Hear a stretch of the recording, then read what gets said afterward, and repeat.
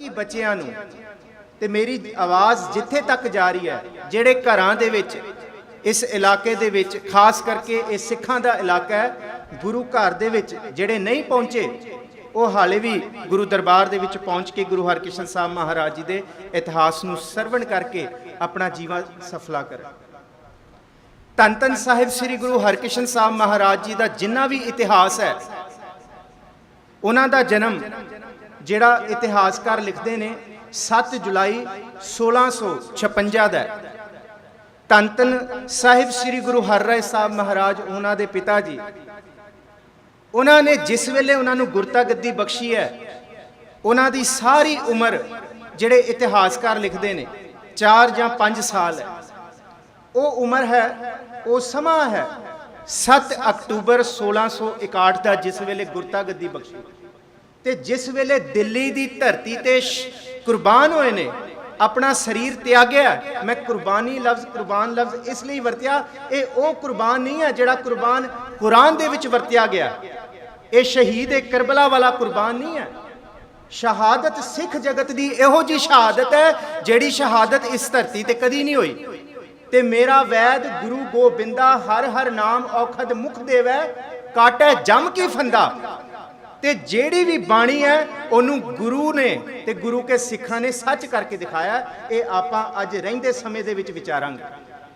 ਧੰਨ ਧੰਨ ਸਾਹਿਬ ਸ੍ਰੀ ਗੁਰੂ ਹਰਕ੍ਰਿਸ਼ਨ ਸਾਹਿਬ ਮਹਾਰਾਜ ਐਸੇ ਵੈਦ ਹੋਏ ਨੇ ਜਿਨ੍ਹਾਂ ਨੇ ਦਿੱਲੀ ਦੇ ਵਿੱਚ ਚੇਚਕ ਦਾ ਰੋਗ ਠੀਕ ਕੀਤਾ, ਬਿਮਾਰੀ ਨੂੰ ਠੀਕ ਕੀਤਾ।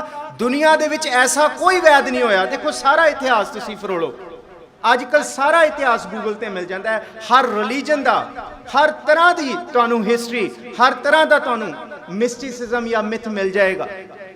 ਪਰ ਕੋਈ ਵੈਦ ਰਹਿੰਦੀ ਦੁਨੀਆ ਤੱਕ ਇਹੋ ਜਿਹਾ ਨਹੀਂ ਹੋਇਆ ਜਿਹੜਾ ਇਲਾਜ ਕਰਦੇ ਕਰਦੇ ਆਪਣੇ ਆਪ ਨੂੰ ਬਿਮਾਰੀ ਤੇ ਕੁਰਬਾਨ ਕਰ ਦਿੰਦਾ ਹੈ। ਸਿਰਫ ਔਰ ਸਿਰਫ ਗੁਰੂ ਹਰਕ੍ਰਿਸ਼ਨ ਸਾਹਿਬ ਮਹਾਰਾਜ ਹੋਏ ਨੇ, ਚੇਚਕ ਦਾ ਇਲਾਜ ਕੀਤਾ ਪਰ ਬਿਮਾਰੀ ਦੀ ਪਰਵਾਹ ਨਹੀਂ ਕੀਤੀ।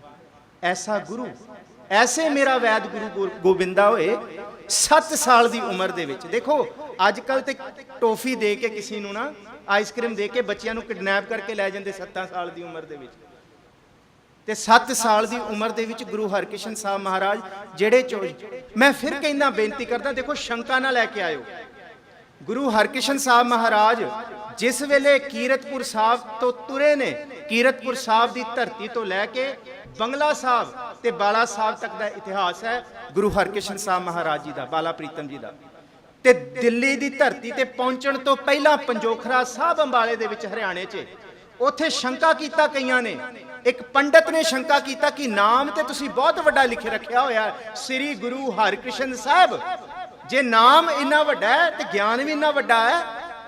ਤੇ ਗਏ ਉਹ ਗੁਰੂ ਹਰਕ੍ਰਿਸ਼ਨ ਸਾਹਿਬ ਕੋਲ ਪੰਡਤ, ਤੇ ਕਹਿੰਦੇ ਕਿ ਸਾਨੂੰ ਗਿਆਨ ਧਿਆਨ ਦੀਆਂ ਗੱਲਾਂ ਦੱਸੋ। ਫਿਰ ਜੇ ਨਾਮ ਇੰਨਾ ਵੱਡਾ ਰੱਖਿਆ ਤੇ ਫਿਰ ਦੱਸੋ ਗੀਤਾ ਦੇ ਅਰਥ ਕਰਕੇ। ਦੇਖੋ ਸ਼ੰਕੇ ਉਸ ਵੇਲੇ ਵੀ ਹੋਏ, ਕਟਾਕਸ਼ ਉਸ ਵੇਲੇ ਵੀ ਕੀਤੇ ਗਏ। ਆਪ ਸਾਰੇ ਇਤਿਹਾਸ ਤੋਂ ਜਾਣੂ ਹੋ। ਗੁਰੂ ਹਰਕ੍ਰਿਸ਼ਨ ਸਾਹਿਬ ਮਹਾਰਾਜ ਜੀ ਕਹਿੰਦੇ ਮੈਂ ਕਰਾਂ ਇਤਿਹਾਸ, ਗੀਤਾ ਦਾ ਅਰਥ ਜਾਂ ਤੂੰ ਕਿਸੇ ਨੂੰ ਫੜ ਕੇ ਲਿਆਏਗਾ ਉਸ ਤੋਂ ਕਰਾਈਏ।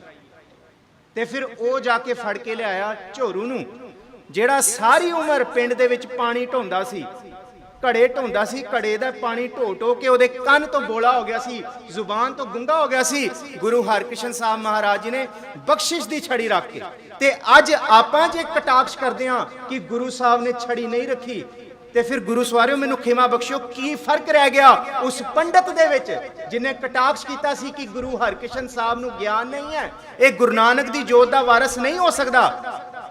ਤੇ ਫਿਰ ਸਾਡੇ ਵਿੱਚ ਕੀ ਫਰਕ ਰਹਿ ਗਿਆ ਜੇ ਸ਼ੱਕ ਦੀ ਬਿਰਤੀ ਸਾਡੇ ਵਿੱਚ ਆ ਗਈ।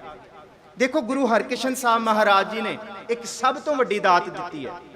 ਦਿੱਲੀ ਦੇ ਵਿੱਚ ਇਸ ਤੋਂ ਪਹਿਲਾਂ ਕਈ ਬੰਗਲੇ ਸੀ, ਉਸ ਵੇਲੇ ਵੀ ਕਈ ਬੰਗਲੇ ਸੀ। ਜਿਸ ਤਰ੍ਹਾਂ ਅੱਜ ਐਮਬੈਸੀਆਂ ਬਣੀਆਂ ਹੋਈਆਂ ਵੱਖ-ਵੱਖ ਦੇਸ਼ਾਂ ਦੀਆਂ ਇੱਕ ਸਟੇਟ ਦੇ ਵਿੱਚ, ਇਸ ਤਰ੍ਹਾਂ ਰਾਜਪੂਤਾਂ ਦੇ, ਮਰਵਾੜੀ ਦੇ, ਮੁਗਲਾਂ ਦੇ ਇੱਥੇ ਬੰਗਲੇ ਸੀ, ਇੱਥੇ ਆ ਕੇ ਠਹਿਰਦੇ ਸੀ। ਤੇ ਗੁਰੂ ਹਰਕ੍ਰਿਸ਼ਨ ਸਾਹਿਬ ਮਹਾਰਾਜ ਉਸ ਥਾਂ ਤੇ ਪਹੁੰਚੇ ਹੈ ਜਿਹੜਾ ਬੰਗਲਾ ਸੀ ਰਾਜਾ ਜੈ ਸਿੰਘ ਦਾ। ਤੁਸੀਂ ਸੰਪੂਰਨ ਇਤਿਹਾਸ ਦੇਖ ਲਓ, ਆਦ ਤੋਂ ਲੈ ਕੇ ਅੰਤ ਤੱਕ ਦੁਨੀਆ ਦੇ ਵਿੱਚ ਤੁਹਾਨੂੰ ਬੰਗਲੇ ਬਹੁਤ ਮਿਲਣਗੇ, ਪਰ ਐਸਾ ਬੰਗਲਾ ਸਾਹਿਬ ਨਹੀਂ ਹੈ ਜਿਸ ਬੰਗਲਾ ਸਾਹਿਬ ਨੂੰ ਗੁਰੂ ਹਰਕ੍ਰਿਸ਼ਨ ਸਾਹਿਬ ਮਹਾਰਾਜ ਜੀ ਨੇ ਆਪਣੇ ਚਰਨਾਂ ਦੀ ਛੋਹ ਪ੍ਰਾਪਤ ਦੇ ਕੇ, ਆਪਣੇ ਚਰਨਾਂ ਦਾ ਸਪਰਸ਼ ਦੇ ਕੇ ਬੰਗਲੇ ਨੂੰ ਸਾਹਬ ਕਰਤਾ। ਸਾਰੀ ਦੁਨੀਆ ਦੇ ਵਿੱਚ ਤੁਹਾਨੂੰ ਦੂਸਰਾ ਬੰਗਲਾ ਸਾਹਿਬ ਨਹੀਂ ਮਿਲੇਗਾ, ਬੰਗਲੇ ਬਹੁਤ ਮਿਲ ਜਾਣਗੇ। ਤੇ ਰਾਜਾ ਜੈ ਸਿੰਘ ਮਿਲਿਆ ਹੋਇਆ ਸੀ ਔਰੰਗਜ਼ੇਬ ਦੇ ਨਾਲ, ਮਨ ਦੇ ਵਿੱਚ ਸ਼ੰਕਾ ਸੀ ਕਿਉਂਕਿ ਰਾਮ ਰਾਏ ਬਗਾਵਤ ਕਰ ਗਿਆ ਤੇ ਗੁਰੂ ਹਰ ਰਾਏ ਸਾਹਿਬ ਮਹਾਰਾਜ ਜੀ ਨੇ ਕਹਿਤਾ ਸੀ ਕਿ ਇਹ ਮੇਰਾ ਪੁੱਤਰ ਨਹੀਂ ਹੈ। ਕਿਉਂ?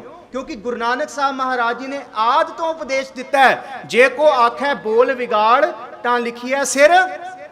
ਸਾਰੇ ਪੜੋ, ਜੇ ਕੋ ਆਖੈ ਬੋਲ ਵਿਗਾੜ ਤਾਂ ਲਿਖਿਆ ਸਿਰ, ਗਾਵਾਰਾਂ ਗਾਵਾਰ।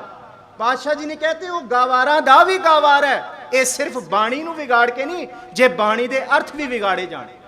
ਤੇ ਗੁਰੂ ਹਰ ਰਾਏ ਸਾਹਿਬ ਮਹਾਰਾਜ ਜੀ ਦਾ ਪੁੱਤਰ, ਜਿਹਨੂੰ ਸਿੱਖ ਜਗਤ ਕਹਿੰਦਾ ਸੀ ਕੀਰਤਪੁਰ ਸਾਹਿਬ ਦੀ ਧਰਤੀ ਤੇ ਕਿ ਇਹ ਗੁਰੂ ਕੀ ਜੋਤ ਦਾ ਲਖਾਇਕ ਹੋ ਸਕਦਾ ਹੈ, ਪਰ ਗੁਰੂ ਹਰ ਰਾਏ ਸਾਹਿਬ ਮਹਾਰਾਜ ਜੀ ਨੇ ਕਿਹਾ ਸੀ ਇਹ ਪਿਤਾ ਪੁਰਖੀ ਕਲਾ ਨਹੀਂ ਹੈ, ਇਹ ਜੋ ਵਾਰਿਸ ਹੋਏਗਾ ਗੁਰੂ ਨਾਨਕ ਦੀ ਜੋਤ ਦਾ ਉਹਨੂੰ ਇਹ ਬਖਸ਼ਿਸ਼ ਮਿਲੇਗੀ।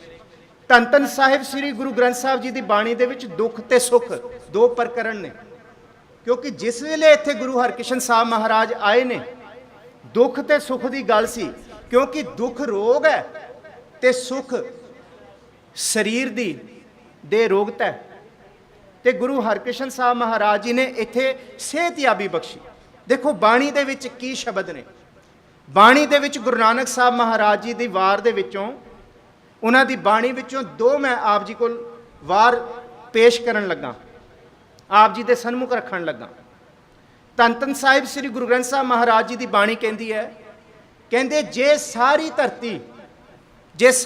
ਧਰਤੀ ਦੇ ਵਿੱਚ ਜਿੰਨੀਆਂ ਵੀ ਨਦੀਆਂ ਨੇ ਇਹ ਦੁੱਧ ਵਰਗੀਆਂ ਹੋ ਜਾਣ, ਜੇ ਸਾਰੀ ਧਰਤੀ ਦੁੱਧ ਹੋ ਜੇ, ਧਰਤੀ ਵਿੱਚ ਪੁੱਟਣ ਵਾਲੇ ਚਸ਼ਮੇ ਇਹ ਸਾਰੇ ਘਿਓ ਹੋ ਜਾਣ, ਇੰਨੇ ਸਾਰੇ ਸੁੱਖ ਵੀ ਮਿਲ ਜਾਣ ਤੁਹਾਨੂੰ, ਜੇ ਪਰਬਤ ਮੈਰਾਨ ਦੇ ਉੱਤੇ ਲੱਗਣ ਵਾਲੇ ਰੁੱਖ ਇਹ ਚੰਦ ਹੀਰੇ ਮੋਤੀ ਹੋ ਜਾਣ, ਜੇ ਇੰਨਾ ਸਾਰਾ ਕੁਝ ਹੋਣ ਤੋਂ ਬਾਅਦ ਅੰਦਰ ਪਰਮਾਤਮਾ ਦਾ ਸ਼ੁਕਰਾਨਾ ਨਹੀਂ ਹੈ ਤਾਂ ਸਾਹਿਬ ਜੀ ਕਹਿੰਦੇ ਧ੍ਰਿਗ ਤੇ ਇਹਨਾਂ ਦਾ ਜੇ ਹੋਇਆ। ਕਹਿੰਦੇ ਉਹ ਧ੍ਰਿਗ ਹੈ।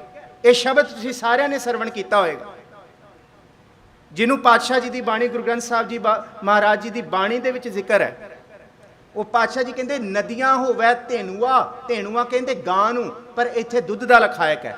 ਨਦੀਆਂ ਹੋਵੇ ਧੇਨੂਆ, ਸੁਮ ਹੋਇਆ ਦੁੱਧ ਘਿਓ, ਸੁਮ ਕਹਿੰਦੇ ਚਸ਼ਮਿਆਂ ਨੂੰ, ਇਹ ਘਿਓ ਹੋ ਜਾਣ। ਸਗਲੀ ਧਰਤੀ ਸ਼ੱਕਰ ਹੋਵੇ, ਜਿਹਨੂੰ ਮਨੁੱਖ ਹੱਥ ਲਾਏ ਮਿੱਟੀ ਸ਼ੱਕਰ ਹੋ ਜਾਏ, ਇਹ ਲਖਾਇਕ ਹੈ। ਸਗਲੀ ਧਰਤੀ ਸ਼ੱਕਰ ਹੋਵੇ ਆਨੰਦ ਕਰੇ ਰਿਸਕੀ ਹੋ, ਕਹਿੰਦੇ ਉਹ ਬਹੁਤ ਆਨੰਦ ਹੋਵੇ, ਸਾਰਾ ਕੁਝ ਹੋਵੇ। ਫਿਰ ਪਰਬਤ ਸੋਇਨਾ ਰੂਪਾ ਹੋਵੇ, ਹੀਲੇ ਲਾਲ ਜੜਾਓ, ਭੀ ਤੂੰ ਹੈ ਸਾਲਾਨ ਹਾਂ, ਆਖਣ ਲਵੇ ਨਾ ਚਾਹੋ। ਜੇ ਇੰਨਾ ਕੁਝ ਹੋਣ ਤੋਂ ਬਾਅਦ ਅੰਦਰ ਸ਼ੁਕਰਾਨਾ ਨਹੀਂ ਹੈ, ਪਾਤਸ਼ਾਹ ਜੀ ਕਹਿੰਦੇ ਫਿਰ ਦਾਤ ਵਾਲੀ ਗੱਲ ਅੰਦਰ ਨਹੀਂ ਆਈ, ਫਿਰ ਪ੍ਰੀਤ ਤੇ ਪ੍ਰਤੀਤ ਵਾਲੀ ਗੱਲ ਅੰਦਰ ਨਹੀਂ ਆਈ। ਦੇਖੋ ਗੁਰੂ ਗੋਬਿੰਦ ਸਿੰਘ ਪਾਤਸ਼ਾਹ ਮਹਾਰਾਜ ਜੀ ਨੇ ਇਹਨਾਂ ਵਹਿਮਾਂ ਭਰਮਾਂ ਤੋਂ ਸਾਨੂੰ ਤੋੜਿਆ, ਜਿਨ੍ਹਾਂ ਵਹਿਮਾਂ ਭਰਮਾਂ ਵੱਲ ਆਪਾਂ ਤੁਰ ਪਏ ਹਾਂ। ਮੈਂ ਅੱਜ ਸਵੇਰੇ ਵੀ ਜ਼ਿਕਰ ਕਰਕੇ ਆਇਆ ਸਿੰਘ ਸਭਾ ਸੰਤਗੜ੍ਹ ਦੇ ਵਿੱਚ। ਦੇਖੋ ਪੰਜਾਬ ਦੀਆਂ ਜਿੰਨੀਆਂ ਪ੍ਰਾਈਮ ਲੋਕੇਸ਼ਨਾਂ ਨੇ, ਸਾਰੇ ਪੰਜਾਬ ਦੀ ਗੱਲ ਕਰਦਾ ਮੈਂ, ਰਾਜਪੁਰੇ ਤੋਂ ਅੰਮ੍ਰਿਤਸਰ ਦੀ ਗੱਲ ਨਹੀਂ ਕਰ ਰਿਹਾ। ਜਿੰਨੀਆਂ ਪ੍ਰਾਈਮ ਲੋਕੇਸ਼ਨਾਂ ਪੰਜਾਬ ਦੇ ਵਿੱਚ, ਖਾਸ ਕਰਕੇ ਦੁਆਬਾ ਹੋ ਜਾਏ, ਭਾਵੇਂ ਮਾਲਵਾ, ਭਾਵੇਂ ਇਹ ਮਾਝਾ ਹੈ, ਸਾਰੇ ਪੰਜਾਬ 'ਚ ਤੁਸੀਂ ਗੂਗਲ ਮੈਪ ਖੋਲ ਕੇ ਵੇਖੋ, ਤੁਹਾਨੂੰ ਹਰੀ ਚਾਦਰਾਂ ਪਈਆਂ ਦਿਖਣਗੀਆਂ। ਸਾਰੇ ਪਾਸੇ ਪੀਰਾਂ ਦੀ ਮਜ਼ਾਰ ਬਣਾਤੀ ਗਈ ਸਾਰੇ ਪੰਜਾਬ ਦੇ ਵਿੱਚ।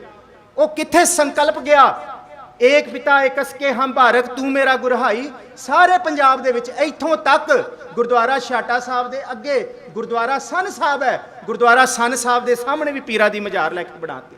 ਤੇ ਅੱਜ ਸਵੇਰ ਤੋਂ ਸ਼ੁਰੂ ਹੋ ਜਾਂਦਾ ਟੀਵੀਆਂ ਦੇ ਵਿੱਚ ਇਹ ਸਾਰਾ ਪਖੰਡ। ਕੋਈ ਰਾਹੂ ਕੇਤੂ ਦਾ ਜ਼ਿਕਰ ਕਰਦਾ ਹੈ, ਕੋਈ ਉਥੇ ਗ੍ਰਹਿ ਦਾ ਜ਼ਿਕਰ ਕਰਦਾ ਹੈ। ਸਾਡੇ ਸਿੱਖਾਂ ਦੀ ਇੱਥੋਂ ਤੱਕ ਮੱਤ ਹੋ ਗਈ ਹੈ, ਉਹ ਪੱਗਾਂ ਦੇ ਰੰਗ ਵੀ ਲਾਲ, ਜੁਰਾਬਾਂ ਵੀ ਲਾਲ ਪਾਉਣ ਲੱਗੇ। ਮੈਨੂੰ ਖਿਮਾ ਬਖਸ਼ਿਓ, ਇਹ ਸੱਚ ਹੈ। ਗੁਰੂ ਹਰਕ੍ਰਿਸ਼ਨ ਸਾਹਿਬ ਮਹਾਰਾਜ ਇਸ ਗੱਲ ਨੂੰ ਸਮਝਾਉਣ ਵਾਸਤੇ ਦਿੱਲੀ ਦੀ ਧਰਤੀ ਪਹੁੰਚੇ ਸੀ। ਤੇ ਪਹਿਲੇ ਜ਼ਫਰਨਾਮੇ ਦਾ ਮੈਂ ਜ਼ਿਕਰ ਕਰਨ ਲੱਗਾ, ਜਿਹੜਾ ਔਰੰਗਜ਼ੇਬ ਨੂੰ, ਉਹ ਸਿਰਫ ਉਸ ਵੇਲੇ ਦਾ ਸ਼ਹਿਨਸ਼ਾਹ ਔਰੰਗਜ਼ੇਬ ਨਹੀਂ ਹੈ, ਇਹ ਸਾਡੇ ਮਨ ਦੀ ਔਰੰਗਜ਼ੇਬ ਬਿਰਤੀ ਨੂੰ ਵੀ ਉਹ ਹੁਕਮਨਾਮਾ ਹੈ। ਮਾਝ ਕੀ ਵਾਰ ਦਾ ਸ਼ਲੋਕ ਗੁਰੂ ਨਾਨਕ ਸਾਹਿਬ ਮਹਾਰਾਜ ਜੀ ਦਾ, ਉਹ ਸਰਵਣ ਕਰਾਂਗੇ ਆਪਾਂ। ਦੇਖੋ ਗੁਰੂ ਗੋਬਿੰਦ ਸਿੰਘ ਮਹਾਰਾਜ ਜੀ ਨੇ ਵਹਿਮਾਂ ਭਰਮਾਂ ਦੀ ਗੱਲ, ਗੁਰੂ ਗੋਬਿੰਦ ਸਿੰਘ ਮਹਾਰਾਜ ਜੀ, ਮੈਂ ਸਿਰਫ ਟਿਊਕ ਮਾਤਰ ਇਹ ਗੱਲ ਕਰਕੇ ਅੱਗੇ ਤੁਰਾਂਗਾ, ਕਿਉਂ ਵਹਿਮ ਭਰਮ ਆ ਗਏ। ਵਹਿਮਾਂ ਭਰਮਾਂ ਤੋਂ ਤੋੜਨ ਵਾਸਤੇ ਗੁਰੂ ਗੋਬਿੰਦ ਸਿੰਘ ਮਹਾਰਾਜ ਜੀ ਨੇ ਦਰਬਾਰ 'ਚ ਕਲਾ ਖੇਡੀ। ਇੱਕ ਪੰਡਤ ਨੂੰ ਬੁਲਾਇਆ ਸਿਰਫ ਸਿੱਖਾਂ ਦੀ ਪਰਖ ਕਰਨ ਵਾਸਤੇ। ਇਹ ਬਹੁਤ ਵਿਚਲਿਤ ਸਾਖੀ ਹੈ, ਇਹ ਬਹੁਤ ਵਿਰਲੀ ਸਾਖੀ ਹੈ, ਬਹੁਤ ਰੇਅਰ ਹੈ, ਨਹੀਂ ਸੁਣੀ ਹੋਏਗੀ। ਤੇ ਪੰਡਤ ਕਹਿੰਦਾ ਹਾਂਜੀ ਦੱਸੋ। ਤੇ ਗੁਰੂ ਗੋਬਿੰਦ ਸਿੰਘ ਮਹਾਰਾਜ ਜੀ ਕਹਿੰਦੇ ਕੀ ਕਾਰਨ ਹੈ, ਕਿ ਤੁਸੀਂ ਇੱਥੇ ਆਏ? ਉਹ ਕਹਿੰਦੇ ਗੁਰੂ ਗੋਬਿੰਦ ਸਿੰਘ ਜੀ ਤੁਹਾਡੀ ਸਾੜ ਸੱਤੀ ਖਤਮ ਕਰਾਉਣ ਆਇਆ ਸੀ। ਤੇ ਗੁਰੂ ਗੋਬਿੰਦ ਸਿੰਘ ਜੀ ਕਹਿੰਦੇ ਸਾੜ ਸੱਤੀ ਮੁਕਾਉਣ ਆਇਓ? ਕਹਿੰਦੇ ਹਾਂ। ਕਹਿੰਦੇ ਕਿਵੇਂ ਮੁਕਾਉਣੀ ਹੈ? ਪੰਡਤ ਕਹਿੰਦਾ ਮੈਨੂੰ ਮਾਂ ਦੀ ਦਾਲ ਦਿਓ, ਮਾਹ ਦਿਓ ਤੇ ਲੋਹਾ ਦਿਓ। ਦੇਖੋ ਹੁਣ ਇਹ ਮਾਂ ਕਿੱਥੋਂ ਆਇਆ ਸਾਡੇ ਕੌਮ ਦੇ ਵਿੱਚ? ਅੱਜ ਸਾਰੇ ਪਾਸੇ ਸਾਰੇ ਗੁਰਦੁਆਰਿਆਂ ਦੇ ਵਿੱਚ ਮਾਂ ਦੀ ਦਾਲ ਹੈ। ਤੇ ਗਿਆਨੀ ਮਾਨ ਸਿੰਘ ਝੌਰ ਹੋਏ ਨੇ ਕਥਾਵਾਚਕ, ਉਹਨਾਂ ਨੂੰ ਮੈਂ ਕਦੀ ਸੁਣ ਰਿਹਾ ਸੀ, ਉਹਨਾਂ ਨੇ ਇੱਕ ਜ਼ਿਕਰ ਕੀਤਾ, ਕਹਿੰਦੇ ਉਹ ਅਮਰੀਕਾ ਗਏ ਵੀਜ਼ਾ ਲਗਾ ਕੇ। ਅੱਜ ਸਾਰੇ ਗੁਰਦੁਆਰਿਆਂ ਦੇ ਵਿੱਚ ਆ ਕਿੱਥੋਂ ਵਹਿਮਾਂ ਭਰਮਾਂ ਵਾਲੀ ਗੱਲ ਆਈ? ਸਿਰਫ ਇਹ ਛੋਲਿਆਂ ਦੀ ਗੱਲ ਨਹੀਂ ਸ਼ਨੀਵਾਰ ਦੀ।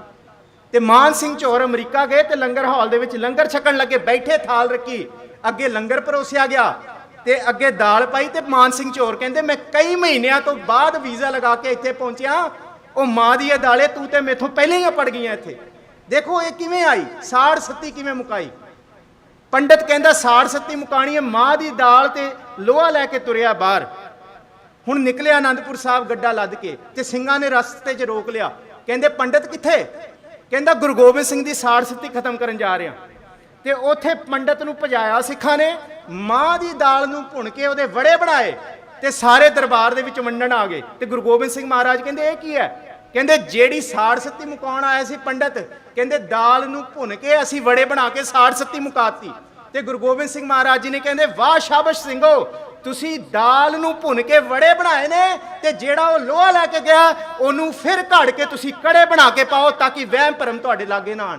ਇੱਥੋਂ ਕੜਾ ਸਿੱਖ ਦਰਬਾਰ ਦੇ ਵਿੱਚ ਗੁਰੂ ਗੋਬਿੰਦ ਸਿੰਘ ਮਹਾਰਾਜ ਜੀ ਨੇ, ਇੱਥੋਂ ਉਸ ਕੜੇ ਦਾ ਇਤਿਹਾਸ ਹੈ। ਦਾਲ ਦੇ ਵੜੇ ਬਣਾਏ ਗਏ ਤੇ ਲੋਹੇ ਦੇ ਕੜੇ ਬਣੇ। ਇਹ ਵਹਿਮਾਂ ਭਰਮਾਂ ਨੂੰ ਤੋੜਨ ਵਾਸਤੇ ਕੜੇ ਬਣਾਏ ਗਏ। ਅੱਜ ਸਾਰੇ ਸਾਡੇ ਸਿੱਖ ਜਗਤ ਦੇ ਵਿੱਚ ਵਹਿਮਾਂ ਭਰਮਾਂ ਨੂੰ ਭਰਤਾ ਗਿਆ। ਇਹ ਕਿੱਥੋਂ? ਕਿਉਂ? ਦੇਖੋ ਦਿਲ ਦਾ ਦਰਦ ਹੈ। ਅੰਮ੍ਰਿਤਸਰ ਤੋਂ ਸਟੇਸ਼ਨ, ਯੂਨੀਵਰਸਿਟੀ ਤੋਂ ਸਟੇਸ਼ਨ ਜਾਂਦਾ ਨਾ, ਜਿਹੜੇ ਆਟੋ 'ਚ ਚੜ ਜਾਓ ਸਾਰੇ ਆਟੋ ਦੇ ਵਿੱਚ ਪੀਰਾਂ ਦੀ ਤਸਵੀਰਾਂ ਲੱਗੀਆਂ ਹੋਈਆਂ। ਦੇਖੋ ਇਹ ਤਰਾਸਦੀ ਹੈ। ਸਾਡੇ ਸਿੱਖ ਉਸ ਗੁਰੂ ਰਾਮਦਾਸ ਮਹਾਰਾਜ ਜੀ ਦੀ ਧਰਤੀ, ਜਿੱਥੇ ਗੁਰੂ ਨਾਨਕ ਦੀ ਪੰਜਵੀਂ ਜੋਤ ਨੇ ਪੋਥੀ ਸਾਹਿਬ, ਪੋਥੀ ਪਰਮੇਸ਼ਰ ਦਾ ਥਾਨ, ਪਰਮੇਸ਼ਰ ਦਾ ਥਾਂ ਦਾ ਜਿਹੜਾ ਇਹ ਸੱਚ ਪ੍ਰਗਟਾਇਆ ਸੀ, ਉੱਥੇ ਤੱਕ ਇਹ ਹਾਲ ਹੋ ਗਿਆ। ਦੇਖੋ ਗੁਰੂ ਹਰਕ੍ਰਿਸ਼ਨ ਸਾਹਿਬ ਮਹਾਰਾਜ ਜੀ ਨੂੰ ਰਾਜਾ ਜੈ ਸਿੰਘ ਦੀ ਪੱਟ ਰਾਣੀ ਨੇ ਸ਼ੰਕਾ ਰੂਪ ਦੇ ਵਿੱਚ ਵੇਖਿਆ ਤੇ ਨੌਕਰਾਣੀ ਬਣ ਕੇ ਬਹਿ ਗਈ, ਗੋਲਿਆਂ ਦੇ ਕੱਪੜੇ ਪਾ ਕੇ। ਸਿਰਫ ਮੈਂ ਇਹ ਟਿਊਕ ਮਾਤਰ, ਮੈਂ ਅੱਗੇ ਵਧਾਂਗਾ, ਸਮਾਂ ਮੇਰੇ ਕੋਲ ਬਹੁਤ ਨਹੀਂ ਹੈ। ਤੇ ਜਿਸ ਵੇਲੇ ਪਟਰਾਣੀ ਨੇ ਨੌਕਰਾਣੀ ਵਾਲੇ ਕੱਪੜੇ ਪਾਏ, ਮਨ ਦੇ ਵਿੱਚ ਸ਼ੰਕਾ ਸੀ ਨਾ ਕਿ 7 ਸਾਲ ਦੀ ਉਮਰ ਦਾ ਗੁਰੂ ਨਾਨਕ ਦੀ ਜੋਤ ਦਾ ਲਖਾਇਕ ਕਿਵੇਂ ਹੋ ਸਕਦਾ ਹੈ? ਤੇ ਗੋਲਿਆਂ ਦੇ ਕੱਪੜੇ ਪਾ ਕੇ ਅੰਦਰ ਬੈਠੀ ਦਰਬਾਰ ਦੇ ਵਿੱਚ, ਬੰਗਲੇ ਵਿੱਚ। ਤੇ ਰਾਜਾ ਜੈ ਸਿੰਘ ਨੂੰ ਵੀ ਪਤਾ ਹੈ, ਕਿਉਂਕਿ ਮਨ ਦੇ ਵਿੱਚ ਸ਼ੰਕਾ ਹੈ। ਤੇ ਜਿਸ ਵੇਲੇ ਗੁਰੂ ਹਰਕ੍ਰਿਸ਼ਨ ਸਾਹਿਬ ਮਹਾਰਾਜ ਉੱਥੇ ਭਰੇ ਦਰਬਾਰ ਦੇ ਵਿੱਚ ਪਹੁੰਚੇ ਹੈ, ਇੱਕ ਨੌਕਰਾਣੀ ਦੇ ਸਿਰ ਤੇ ਛੜੀ ਰੱਖੀ, ਕਹਿੰਦੇ ਇਹ ਵੀ ਰਾਣੀ ਨਹੀਂ। ਦੂਸਰੇ ਦੇ ਸਿਰ ਤੇ ਛੜੀ ਰੱਖੀ, ਕਹਿੰਦੇ ਇਹ ਵੀ ਰਾਣੀ ਨਹੀਂ। ਤੀਸਰੇ ਦੇ ਰੱਖੀ, ਚੌਥੇ ਦੇ ਰੱਖੀ, ਕਹਿੰਦੇ ਇਹ ਵੀ ਰਾਣੀ ਨਹੀਂ। ਜਿਹੜੀ ਗੋਲਿਆਂ ਦੇ ਕੱਪੜੇ ਪਾ ਕੇ ਪਟਰਾਣੀ ਬੈਠੀ ਸੀ ਰਾਜਾ ਜੈ ਸਿੰਘ ਦੀ, ਉਹਦੀ ਝੋਲੀ 'ਚ ਜਾ ਕੇ ਬੈਠ ਕੇ ਗੋਦੀ 'ਚ ਬਹਿ ਗਏ। ਦੇਖੋ ਹੁਣ ਉੱਥੇ ਜਿਹੜੇ ਲਫ਼ਜ਼ ਕਹੇ ਗੁਰੂ ਹਰਕ੍ਰਿਸ਼ਨ ਸਾਹਿਬ ਮਹਾਰਾਜ ਨੇ, ਸੁਣਨ ਵਾਲੇ ਨੇ ਮਨੋਬਿਰਤੀਆਂ ਇਕਾਗਰ ਕਰਕੇ ਲਫ਼ਜ਼ ਸੁਣਿਓ। ਗੁਰੂ ਹਰਕ੍ਰਿਸ਼ਨ ਸਾਹਿਬ ਮਹਾਰਾਜ ਕੀ ਕਹਿੰਦੇ ਨੇ? ਗੁਰੂ ਹਰਕ੍ਰਿਸ਼ਨ ਸਾਹਿਬ ਮਹਾਰਾਜ ਜੀ ਨੇ ਪੱਟ ਰਾਣੀ ਨੂੰ ਕਿਹਾ ਤੇ ਰਾਜਨ ਨੂੰ ਮੁਖਾਤਬ ਹੋ ਕੇ ਕਿਹਾ, ਰਾਜਾ ਜੈ ਸਿੰਘ ਨੂੰ, ਕਹਿੰਦੇ ਤੁਹਾਡੇ ਪੂਰਬਲੇ ਚੰਗੇ ਕਰਮਾਂ ਕਰਕੇ ਸਤਿਗੁਰੂ ਨੇ ਤਰੁੱਠ ਕੇ ਤੁਹਾਨੂੰ ਰਾਜ ਭਾਗ ਬਖਸ਼ਿਆ ਸੀ, ਇਹ ਸਾਰਾ ਕੁਝ ਬਖਸ਼ਿਆ ਸੀ। ਪਟ ਰਾਣੀ, ਜੇ ਹੁਣ ਤੇਰੇ ਮਨ ਦੇ ਵਿੱਚ ਗੋਲੀ ਬਣਨ ਦਾ ਚਾਹ ਹੈ, ਜੇ ਤੇਰੇ ਮਨ ਦੇ ਵਿੱਚ ਹਾਲੇ ਵੀ ਗੋਲੀ ਬਣਨਾ ਹੈ, ਤੇ ਫਿਰ ਤੇਰਾ ਪਾਰ ਉਤਾਰਾ ਨਹੀਂ ਹੋ ਸਕਦਾ ਜੇ ਤੂੰ ਗੁਰੂ ਦੇ ਉੱਤੇ ਸ਼ੰਕਾ ਕਰੇਂਗੀ। ਤੇ ਪਟ ਰਾਣੀ ਨੇ ਚਰਨ ਫਾਲੇ ਸੀ ਗੁਰੂ ਹਰਕ੍ਰਿਸ਼ਨ ਸਾਹਿਬ ਮਹਾਰਾਜ ਜੀ ਦੇ। ਦੇਖੋ ਇਹ ਕੁਦਰਤ ਦੀ ਕਰਾਮਾਤ ਹੈ, ਗੁਰੂ ਦੀ ਕਰਾਮਾਤ ਨਹੀਂ ਹੈ। ਕੁਦਰਤ ਕਰਾਮਾਤ ਵਰਤਾ ਦਿੰਦਾ ਹੈ। ਜਿੱਥੇ ਇਹ ਰੂਹਾਨੀ ਪੁਰਖ, ਮਹਾਂਪੁਰਖ ਪਹੁੰਚਦੇ, ਸਤਿਗੁਰ ਸੱਚੇ ਪਾਤਸ਼ਾਹ ਦੀ ਜੋਤ ਪਹੁੰਚਦੀ ਹੈ। ਧੰਨ ਧੰਨ ਸਾਹਿਬ ਸ੍ਰੀ ਗੁਰੂ ਹਰਕ੍ਰਿਸ਼ਨ ਸਾਹਿਬ ਮਹਾਰਾਜ ਦਰਬਾਰ ਦੇ ਵਿੱਚ ਬੈਠੇ, ਔਰੰਗਜ਼ੇਬ ਆਇਆ ਤੇ ਗੁਰੂ ਹਰਕ੍ਰਿਸ਼ਨ ਸਾਹਿਬ ਮਹਾਰਾਜ ਜੀ ਨੇ ਕਿਹਾ, ਪਿਤਾ ਜੀ ਨੇ ਹੁਕਮ ਕੀਤਾ ਔਰੰਗਜ਼ੇਬ ਦੇ ਮੱਥੇ ਨਹੀਂ ਲੱਗਣਾ। ਦੇਖੋ ਕਿੱਡੀ ਵੱਡੀ ਗੱਲ ਹੈ। ਜੇ ਗੁਰੂ ਗੋਬਿੰਦ ਸਿੰਘ ਮਹਾਰਾਜ ਸਾਨੂੰ ਹੁਕਮ ਕਰਕੇ ਗਿਆ, ਜਾਗਤ ਜੋਤ ਜਪੈ ਨਿਸ ਬਾਸੁਰ ਏਕ ਬਿਨਾ ਮਨ ਨੈਕ ਨ ਆਨੈ, ਪੂਰਨ ਪ੍ਰੇਮ ਪ੍ਰਤੀਤ ਸਜੈ ਬ੍ਰਤ ਗੋਰ ਮਣੀ ਮਟ ਭੁੱਲ ਨਾ ਆਨੈ, ਇਹ ਹੁਕਮ ਆਪਾਂ ਮੰਨਿਆ। ਅੱਜ ਸਿੱਖਾਂ ਦੀਆਂ ਕਤਾਰਾਂ ਲੱਗੀਆਂ ਹੋਈਆਂ ਪੀਰਾਂ ਦੀ ਮਜ਼ਾਰਾਂ ਤੇ। ਦੇਖੋ ਮਨ ਅੰਦਰੋਂ ਵਲੂੰਦਰਿਆ ਜਾਂਦਾ। ਗੁਰੂ ਗੋਬਿੰਦ ਸਿੰਘ ਮਹਾਰਾਜ ਹੁਕਮ ਦੇ ਕੇ ਗਏ ਕਿ ਪੂਰਨ ਪ੍ਰੇਮ ਪ੍ਰਤੀਤ ਸਜੈ ਬ੍ਰਤ ਗੋਰ ਮਣੀ ਮਟ ਭੁੱਲ ਨਾ ਆਨੈ। ਇਹ ਮਨਾ ਕੀਤਾ ਗੁਰੂ ਗੋਬਿੰਦ ਸਿੰਘ ਮਹਾਰਾਜ ਜੀ ਨੇ, ਹੁਕਮ ਲਾਇਆ, ਪਰ ਗੁਰੂ ਕੇ ਸਿੱਖਾਂ ਨੇ ਹੁਕਮ ਮੰਨਿਆ, ਪਰ ਗੁਰੂ ਪੁੱਤਰ ਨੇ ਹੁਕਮ ਮੰਨਿਆ। ਗੁਰੂ ਹਰਕ੍ਰਿਸ਼ਨ ਸਾਹਿਬ ਮਹਾਰਾਜ ਕਹਿੰਦੇ ਪਿਤਾ ਨੇ ਕਿਹਾ गुरु हरराय साहब ने कहा औरंगजेब के मत्थे नहीं लगना, तो औरंगजेब ने बेनती लिख के भेजी, जे मत्थे नहीं लगना तो एक कागज से शब्द लिख के भेज दो। देखो सिख जगत का पहला जफरनामा, मैं फिर बेनती करा मनोबिरते कागर करियो, गुरु गोबिंद सिंह महाराज जी का जफरनामा रखो नाल, ते ओ माज दा शब्द रखो, राग माज दा गुरु नानक साहब जी दा, ये दोनों शब्द नाल रखो, तुहानू जफरनामा ते इस शब्द दे विच अर्थ नहीं लगणगे, कोई इस तरह का फर्क नहीं लभेगा। वो शब्द जिहड़ा लिख के भेजिया गुरु हरकृष्ण साहब महाराज जी ने माज की वार दे विचों, औरंगजेब दे लई पहला जफरनामा वो शब्द सी, क्या खादा क्या पैदा होए, जा मन नाही सच्चा सोए, क्या मेवा क्या घ्यो गुड़ मीठा, क्या मैदा क्या मांस, देखो क्या कपड़ क्या सेज सुखाली, की जय भोग विलास, क्या लश्कर क्या नेब खुआसी आवे मेली वास, नानक सच्चे नाम बिन सबे ढोल विनाश। औरंगजेब नूं ये क्या मैदा क्या मांस, ये सारा जिक्र किया, कहंदे ते तू मेवा खाउंदा है, तू मैदा खाउंदा है, तेरे कोल सारा कुछ है, तेरियां सेज सुखालियां मखमली बिस्तरे तेरे कोल मखमली चदरां ने, तेरे कोल लश्कर है, तेरे कोल नेब खुआसी है, पर औरंगजेब तेरे अंदर सच्चे पिता का नाम नहीं है, उस खुदा की बरकत नहीं है। ते गुरु नानक साहब कहते नानक सच्चे नाम बिन सबे ढोल विनाश, ये सारा कुछ विनाश होने वाला है। ते जफरनामा गुरु गोबिंद सिंह महाराज जी का उहदे दर्शन करो। औरंगजेब नूं फिर लिख के भेज दे, तुरा गर नजर हस्त लश्कर व जर, हस्त लश्कर व जर की है, यह ओही है, क्या लश्कर क्या नेब खुआसी। गुरु नानक साहब महाराज जफरनामे के रूप के गुरु हरकृष्ण साहब महाराज घल रहे ने, इत्थे गुरु गोबिंद सिंह महाराज जफरनामा लिख के भेज रहे, तुरा गर नजर, तेरी नजर औरंगजेब, हस्त लश्कर व जर, लश्कर दे वाला है, क्यों तेरे अंदर खुदा का नाम नहीं है, कि महारा निगाह हस्ती यसदा शुक्र। 7 साल की उम्र जे हयाती दी शरीर की गल करो, तो हिंदुस्तान के बादशाह नूं ललकार के चले गए। हिंदुस्तान दे ये ललकार गुरु गोबिंद सिंह महाराज जी ने नहीं पाई, ये ललकार गुरु हरकृष्ण साहब महाराज जी ने ये शब्द लिख के क्या, नानक सच्चे नाम बिन सबे ढोल विनाश। औरंगजेब वापस मुड़िया उठे। देखो ऐसी बरकत, ऐसी करामात, ऐसी बख्शिश। देखो करामात मैं लफ्ज इसलिए वरत रहा क्योंकि जिस वेले गुरु नानक साहब महाराज जी ने यह शब्द रूप लिखती रूप दे विच करता ना, ये वेदां शास्त्रां तो बाद ये हज़ारां करोड़ां वाट का करंट लग गया सी कि ये की चीज़ होगी। असी तो श्रुतियां समृतियां दे विच लई बैठे सी, असी तो संस्कृत का मान करी बैठे सी, ते इत्थे संपूर्ण ज्ञान गुरु नानक साहब महाराज जी ने लिखती रूप दे विच शब्द की कला वरताती। एक कला तो घट नहीं वापरी, एक कला वापरी है। गुरु हरकृष्ण साहब महाराज जी इक्को ही गल समझा के गए। देखो सारी जिंदगी सेवा की उन्होंने, 2.5 साल की उम्र के इतिहास कर, देखो शंका ना लैके आओ, मैं फिर बेनती कर रहा हाथ जोड़ के, 2.5 साल की उम्र के गुरु ग्रंथ साहब जी की बाणी का ज्ञान सी, तां ये शब्द कढ़ के दिता गुरु नानक साहब महाराज जी का।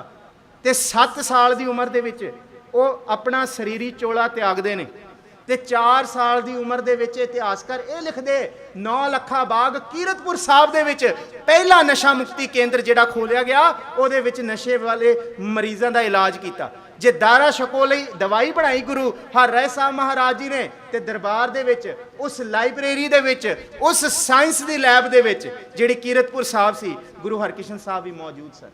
वो सेवा करते सन, वो सारा कुछ जानते सी। 9 लखा बाग दियां बूटियां मैं पिछे भी जिक्र करके गया, शाही की विधि का जिहड़ा जिक्र मिलता है, लाजवरदा पत्थर भी गुरु हरराय साहब महाराज का लभ्या होया, विजय सार की बूटी भी गुरु हरराय साहब महाराज की लभी हुई है, जिहड़ी पुरातन गुरु ग्रंथ साहब जी की बीड़ां की लिखत है। पुरातन गुरु ग्रंथ साहब जी की बीड़ चक लो, सारी गुरु ग्रंथ साहब जी की बीड़ के पिछे शाही की विधि लिखी होएगी। एक ओंकार सतगुरु प्रसाद श्याई की बिद, सिर शाही कज्जन वजन बोल, एक रत्ती सोयना लाज वरदा, विजय सार की बूटी तांबे का भांडा, सोयना दिन भी कसनी रवाल रखनी।